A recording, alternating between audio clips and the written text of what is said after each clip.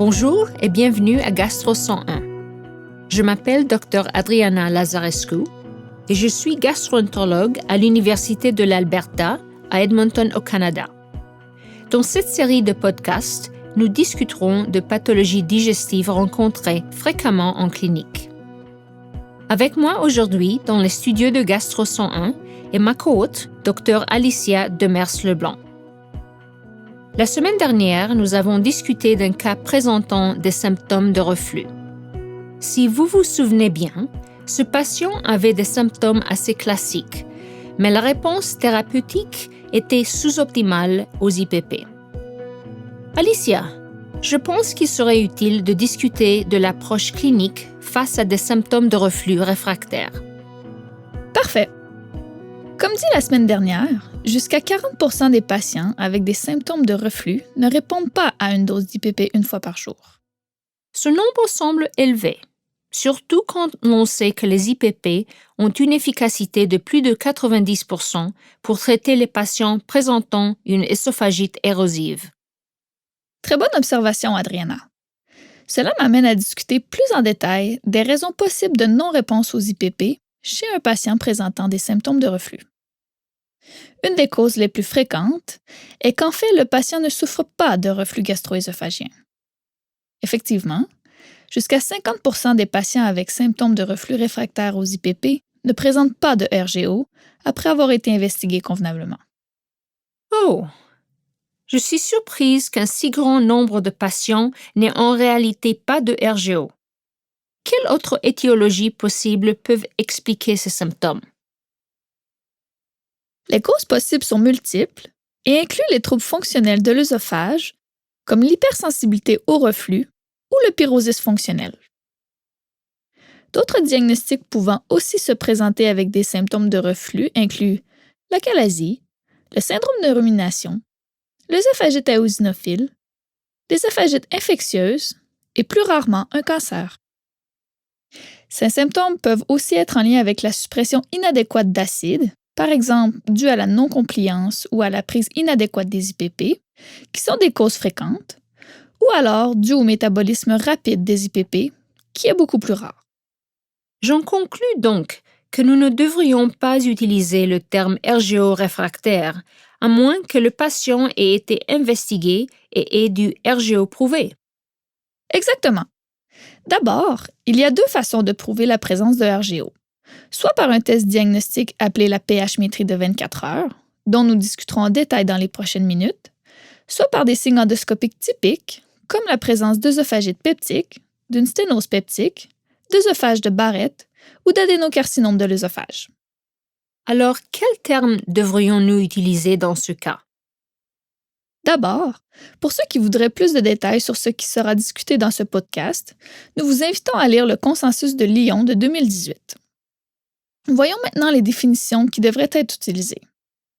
D'abord, pour un patient qui présente des symptômes de reflux, n'ayant jamais eu de RGO prouvé par une pH-métrie ou une endoscopie, nous devrions simplement utiliser le terme « symptômes de reflux ». Si ces symptômes sont réfractaires à une dose d'IPP 2 fois par jour durant 8 semaines, nous devrions dire « symptômes de reflux réfractaires aux IPP ». Pour pouvoir utiliser le terme RGO de façon appropriée, nous devrions être en présence d'au moins un des éléments suivants. Une pH-métrie positive pour du RGO, la présence d'œsophagite peptique Los Angeles grade C, d'une sténose peptique ou d'un œsophage de Barrett de plus de 1 cm. Dans le cas d'un patient ayant des symptômes et du RGO prouvé, nous devrions utiliser le terme « symptômes de RGO réfractaire », que les symptômes soient causés ou non par du reflux persistant. Et enfin, en présence de signes objectifs de RGO persistant malgré un traitement médical, le terme RGO réfractaire est adéquat. Voilà qui clarifie les choses. Que dirais-tu de discuter plus en détail de la pH-métrie de 24 heures à présent? Parfait. Comme discuté précédemment, la première étape en présence de symptômes de reflux réfractaire aux IPP est de savoir si nous sommes réellement en présence de RGO. D'abord, il est important de se rappeler que tout le monde a un degré de reflux de contenu gastrique au niveau de l'œsophage, c'est-à-dire un reflux physiologique. Cela ne provoque pas de symptômes et ou de complications. C'est pourquoi ce n'est pas considéré pathologique. Le rôle de la pH-métrie est de déterminer la quantité de reflux acide dans l'œsophage et si le reflux est associé aux symptômes rapportés par le patient. D'accord. Et comment est pratiqué ce test? Il implique un cathéter mince et flexible qui est inséré par le nez puis dans l'œsophage inférieur. Le cathéter est collé au visage et reste en place pendant environ 24 heures. Il existe différents types de cathéters, mais les plus courants possèdent un capteur d'acide qui est positionné par convention à 5 cm au-dessus du sphincter œsophagien inférieur.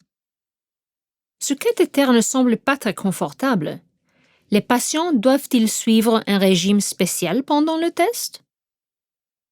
Le cathéter peut sembler un peu gênant au fond de la gorge, surtout juste après sa mise en place, mais la plupart des gens s'y habituent.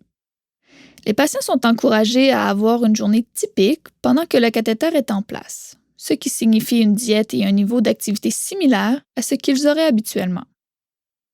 Pendant l'enregistrement, les patients sont invités à signaler lorsqu'ils ont des symptômes, lorsqu'ils mangent, et s'ils sont couchés en appuyant sur les boutons de l'enregistreur attaché au cathéter.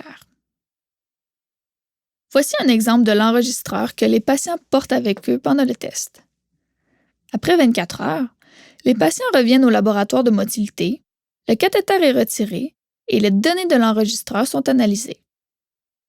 Alicia, je pense qu'il serait utile que nos auditeurs voient à quoi ressemble un tracé et un rapport sur 24 heures. Bonne idée.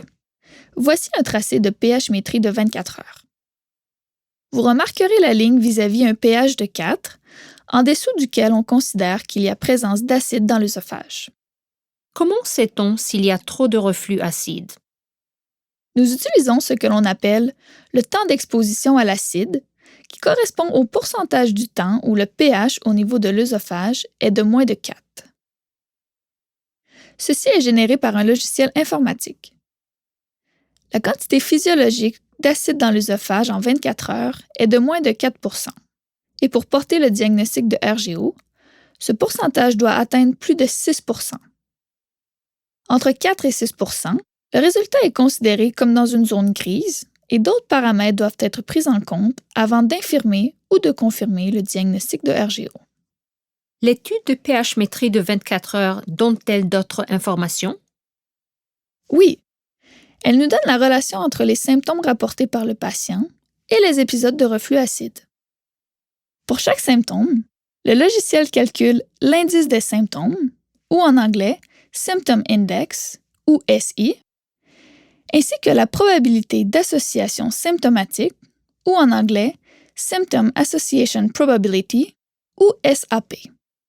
Et que signifie ce terme exactement? Le SI et le SAP sont des paramètres statistiques qui expriment la force de la relation entre les symptômes et les épisodes de reflux. Le SI est le nombre total de symptômes associés au reflux divisé par le nombre total de symptômes rapportés par le patient, multiplié par 100. Donc, si un patient avait 10 épisodes de brûlement d'estomac où le pH œsophagien était inférieur à 4 et 25 épisodes de brûlure d'estomac au total, l'indice des symptômes serait de 40 %. Un SI de plus de 50 % est positif, ce qui signifie que le symptôme est associé aux épisodes de reflux. Le SAP est un calcul plus complexe que le SI et ne peut pas être effectué manuellement, mais est calculé par le logiciel. Un SAP supérieur à 95 % est considéré comme positif et signifie que le symptôme est associé aux épisodes de reflux.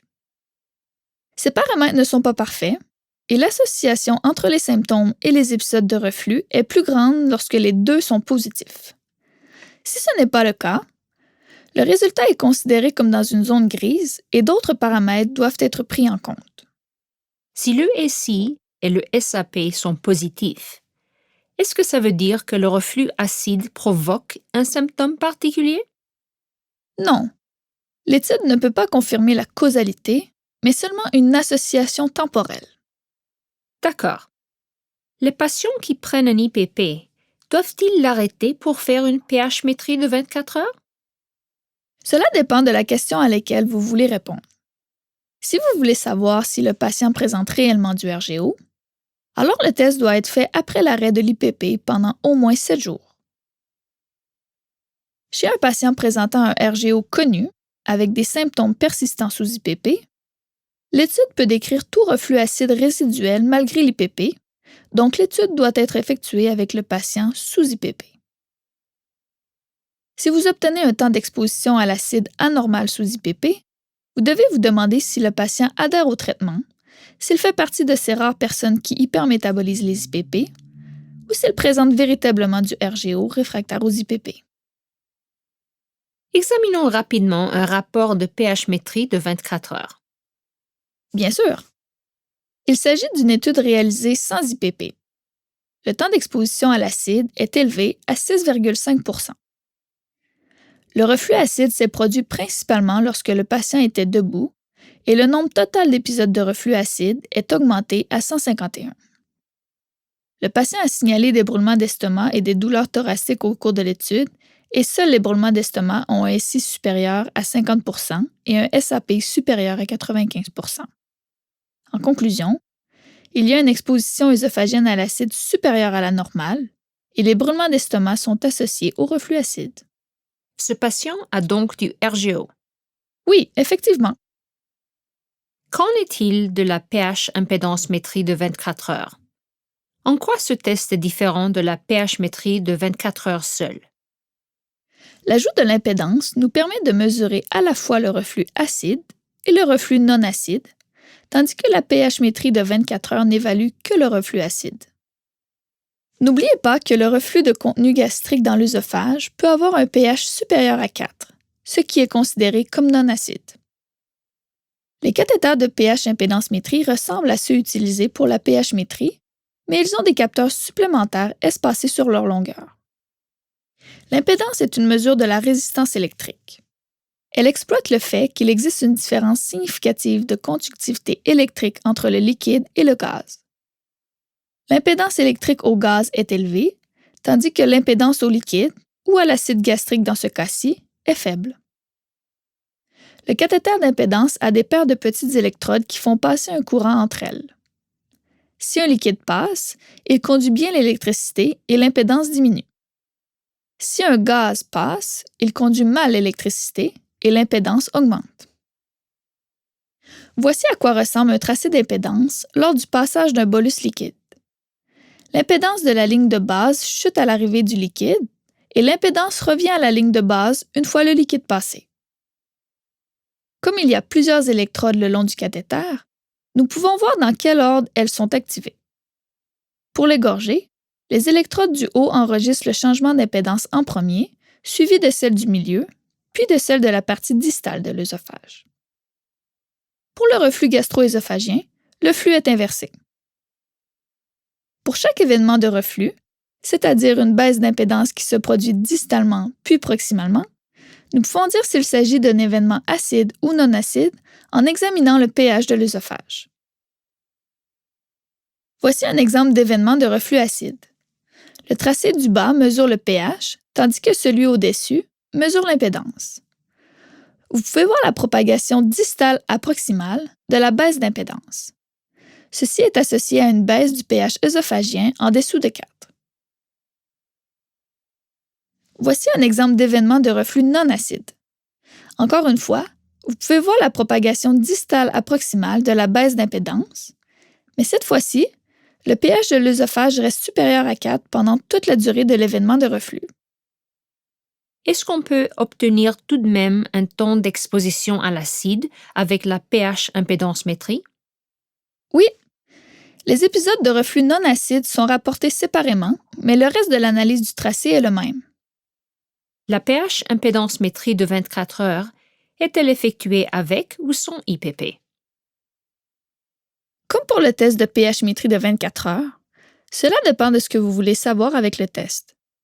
Si vous voulez savoir si le patient a du RGO, alors le test doit être fait sans IPP. Chez un patient présentant un RGO connu et des symptômes persistants sous IPP, l'étude peut décrire tout reflux acide résiduel, la quantité de reflux non acide et si le reflux acide ou non acide est associé aux symptômes du patient. Alicia, ces tests semblent très utiles. Ils peuvent l'être, mais un bon clinicien doit réfléchir à la question clinique à laquelle il souhaite répondre pour décider si le test doit être effectué avec ou sans IPP. Excellent. Ceci conclut le podcast de cette semaine. Nous espérons qu'il vous aura été utile. Dans de prochains épisodes de Gastro 101, nous discuterons de l'évaluation clinique des symptômes de reflux réfractaire, des différentes affections diagnostiquées à l'aide de tests de pH-métrie et de pH-impédance-métrie, ainsi que la prise en charge de ceux-ci. À la prochaine!